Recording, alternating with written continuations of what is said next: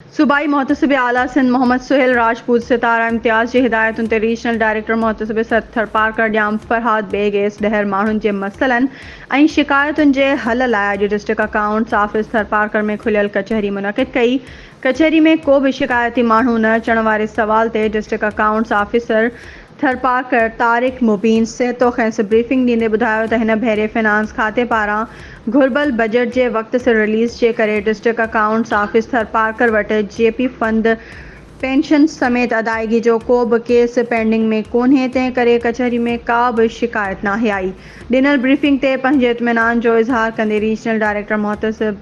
थरपारकर ॼाम फरहाद बेग एस ॾहर चयो त कचहरी जो मक़सदु माण्हुनि जा ख़ज़ाने ऑफिस सां लाॻापियल मसइला ऐं शिकायतूं ॿुधी उन्हनि खे मौक़े ते हल करणु आहे ऐं उहा सुठी ॻाल्हि आहे त माण्हुनि जा मसइला तरजीही बुनियादनि ते हल कया वञनि था। हिन डिस्ट्रिक्ट अकाउंट्स ऑफिस जे अमलदारनि ऐं अमले खे हिदायत कई त इहे रिटायर थींदड़ माण्हुनि जे ग्रेजुएटी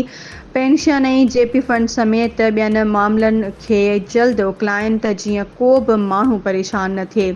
हुन खेनि इहा बि हिदायत कई त इहे माण्हुनि सां दोस्ताना माहौल खे हथी वठराइनि त जीअं अवाम जो सरकारी खातनि ते एतमाद बहाल हुजे।